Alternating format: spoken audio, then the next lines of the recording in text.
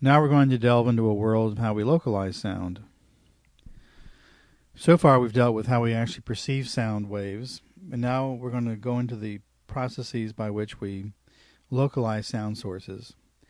Now, localizing sound sources involves a strong integration with vision, and once we get an idea where a sound source is, we then try to turn vision to orient to the sound source and find it. But it starts off with, you see here, a depiction of a cat sitting down there and, a bird up in the tree. And you can pretty much localize these things by vision very easily by their position on the retina, their position essentially in the visual field. Well, sound is a little bit different, a little more difficult to do because there is no field. You're going to find the location of a sound, that you're going to use that location and map it onto a three-dimensional model you have of space, but you get pretty scant clues from sound data about where a sound source is. And there's been a lot of research done to try to figure this out. Basically involves the monitoring the phase differences and volume differences in sound to figure out basically how far away and what the orientation of a sound source is. The first clue to sound localization is the interaural time difference.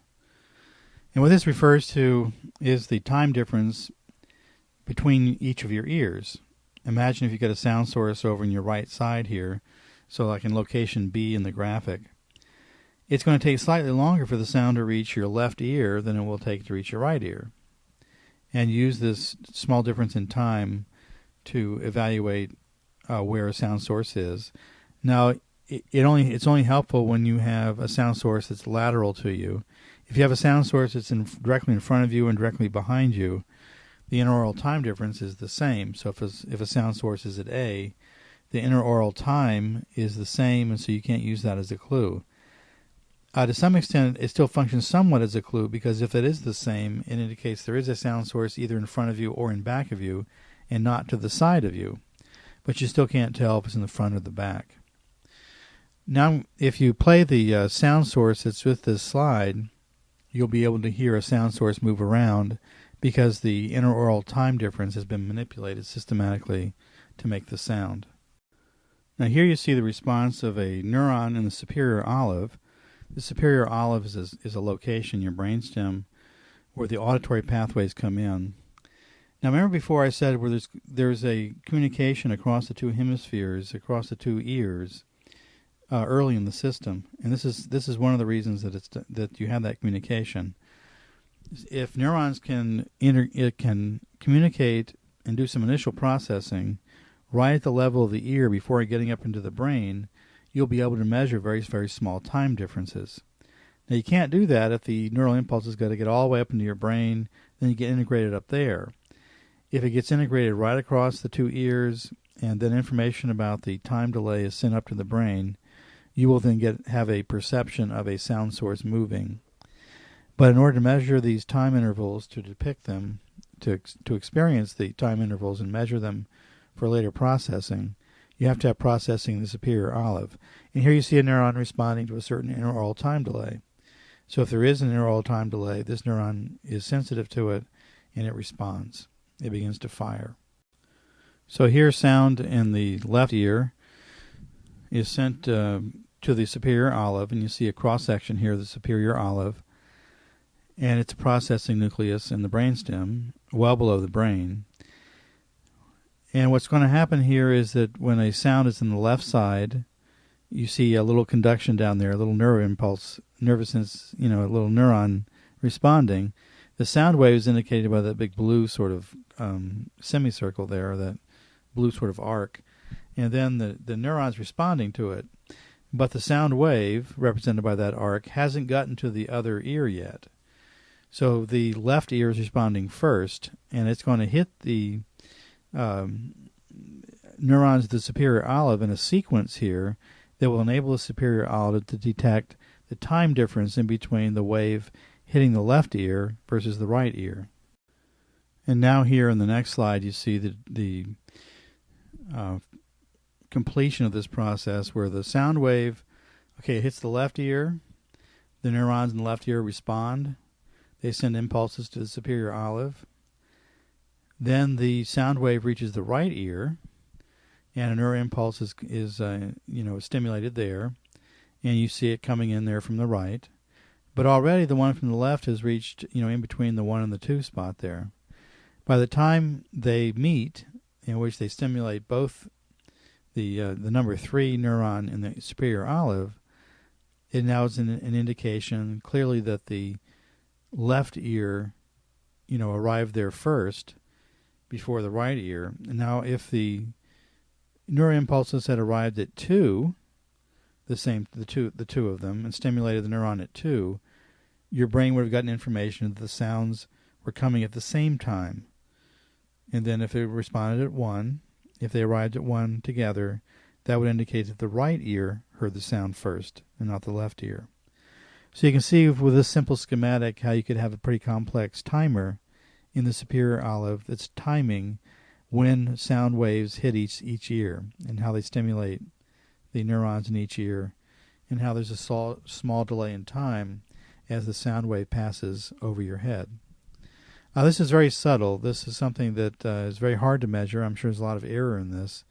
And clearly we can perceive sound sources, their location and their movement by this, but it's not that reliable. You could tell when sounds are moving, and you can tell when they're different locations, but sometimes it's hard to pinpoint the angle, lateral angle of the location with a high degree of accuracy. It is remarkable that it works as well as it does.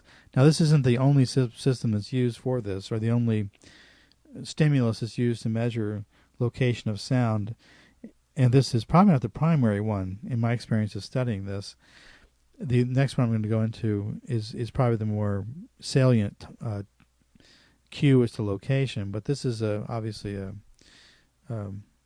useful piece of information your brain uses to integrate into a location decision.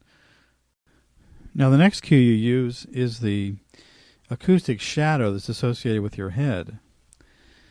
Is a sound source, as you see here, a sound source that's coming from the right side.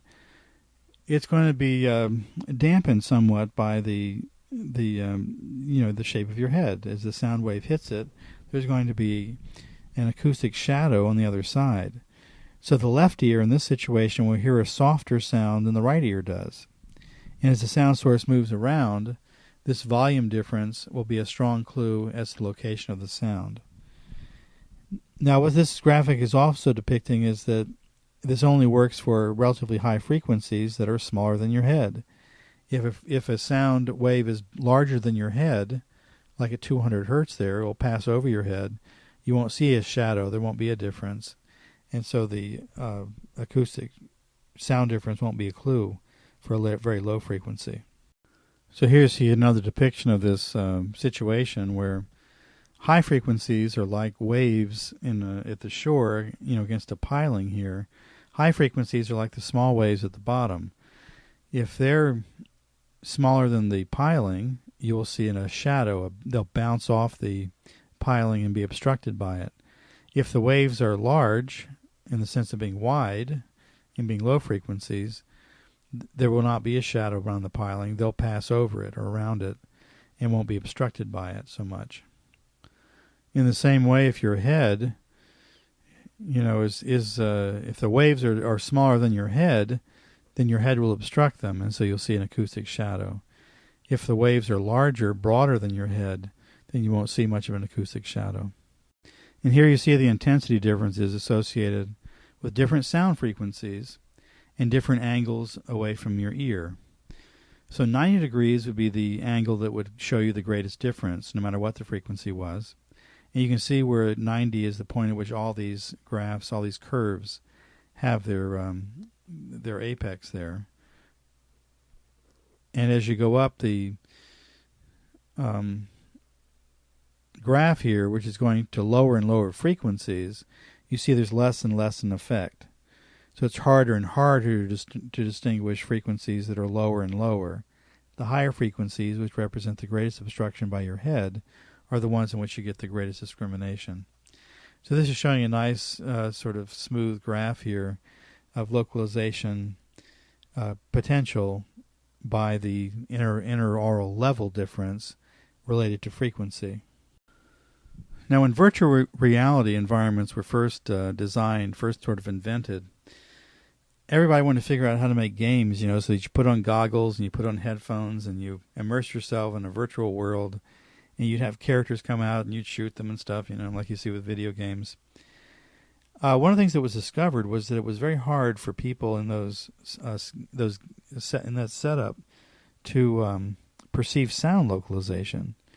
They would hear sounds in the environment, but have very difficult time figuring out where they were in the virtual environment. It was very hard for their brains to construct a three-dimensional model of that space that included the sounds in their proper location. And it was discovered that the reason this occurred is because the sounds were not systematically manipulated by the bouncing around on your peni, on the outer ear. And you probably take this completely for granted, and it's something that it's very hard to identify with and think, oh yeah, this happens to me, I can see how that happens. What happens is the sound wave bounces off your peni, your outer ear, before it goes into the auditory canal, and this systematically distorts the sound according to how your ears are structured. And since you've grown up with your ears, your brain has accommodated to this distortion of the sound.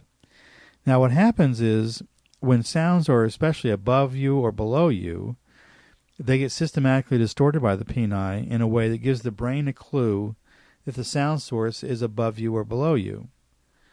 And if you don't replicate that systematic distortion, then you're going to have, the subject will have trouble localizing sounds above or below them.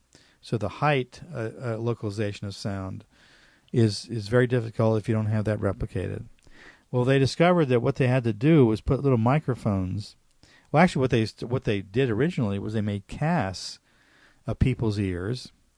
So they made a cast out of their ear in rubber or silicone or something.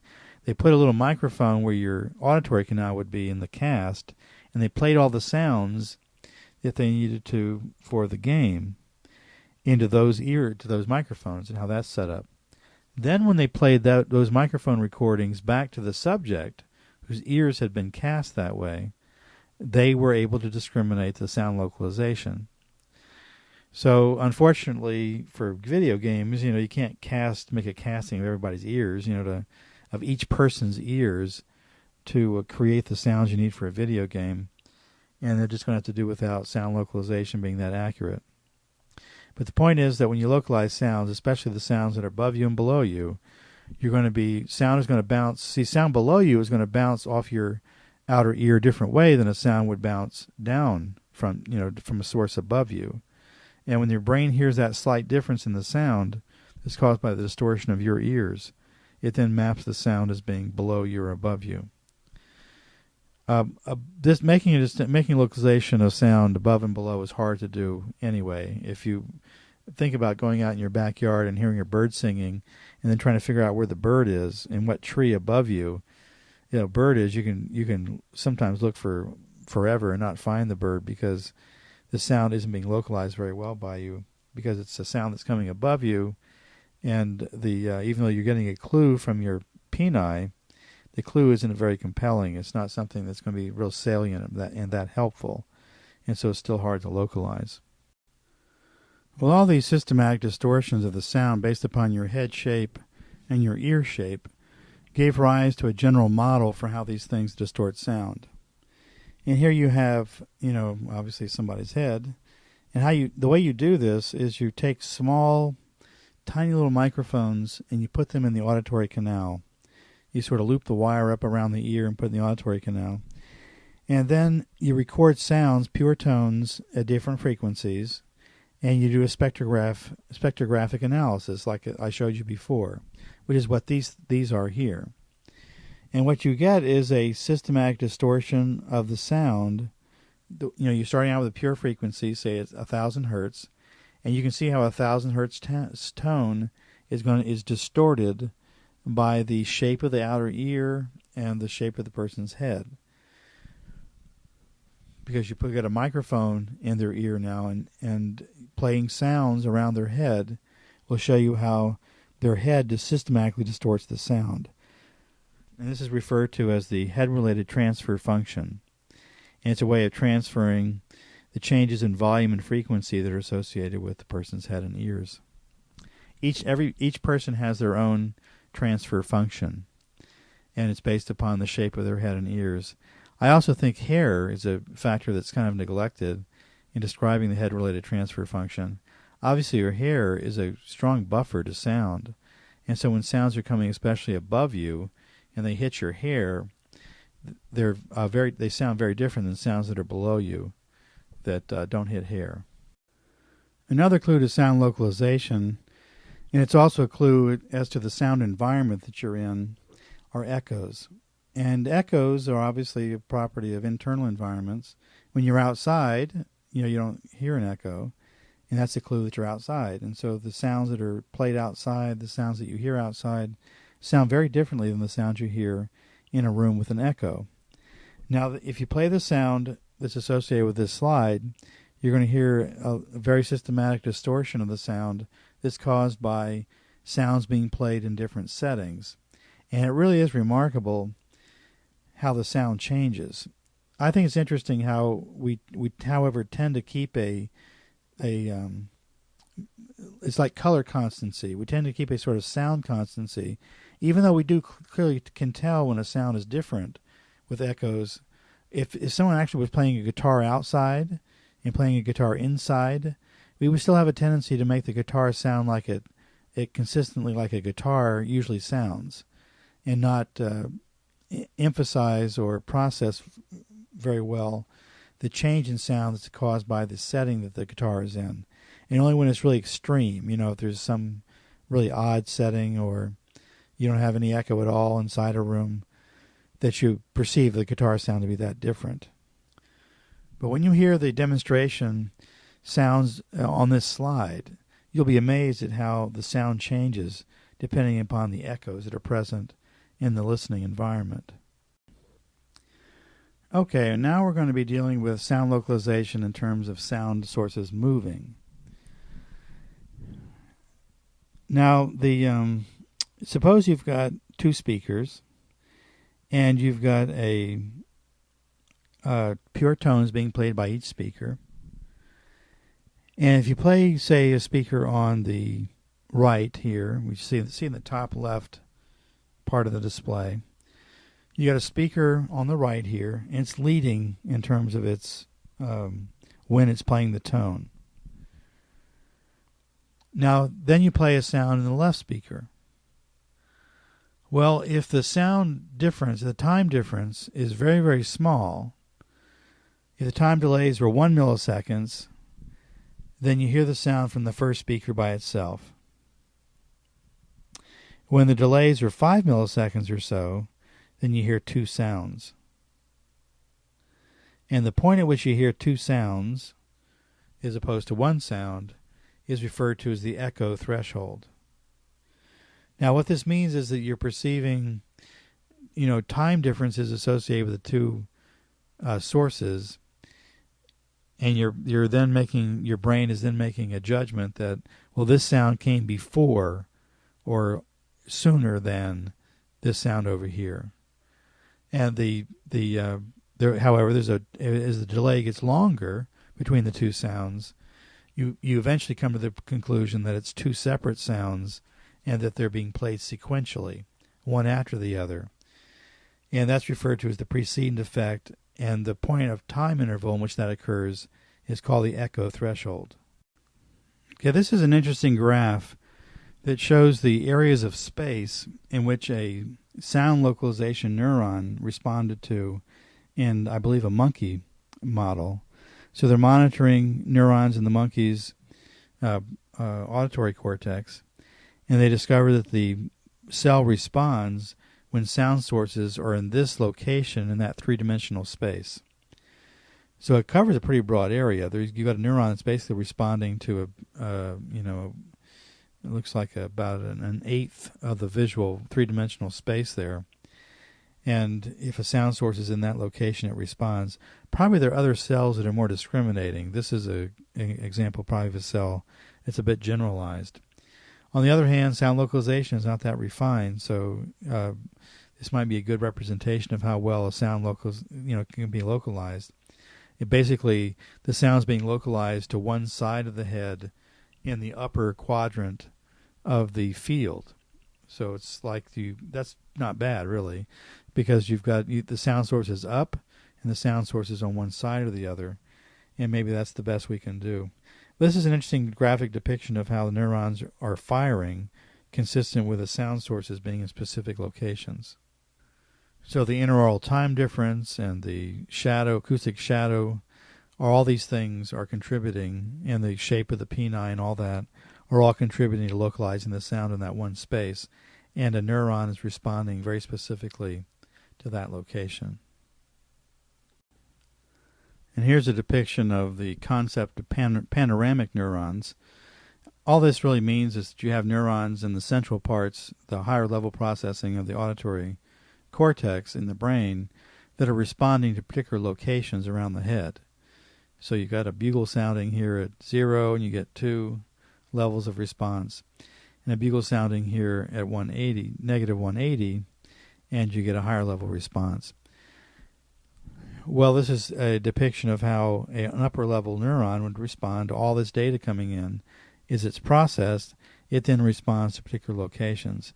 Now, how this is done in the nervous system is still completely a mystery. The auditory cortex obviously localizes sounds and uses all the information from the intraoral time difference and the shadow and everything to do that. But how this is integrated into neural networks and these firing patterns, it's known that these neurons will fire consistent with specific locations, but how that's integrated into a spatial model so that you turn your head and try to look at the bugle that's playing is still quite a mystery. But a panoramic neuron is one that's responding differentially to different parts of the spatial field and where sound sources are. And now you have a depiction of the fact that you have neurons that respond to sound sources that are near you versus being far away from you. So you'll have panoramic neurons that respond only when not only is the sound source coming from location 2, but only if it's within 30 centimeters of the head. And so a sound, if it's farther away but still in location 2, the neurons don't fire.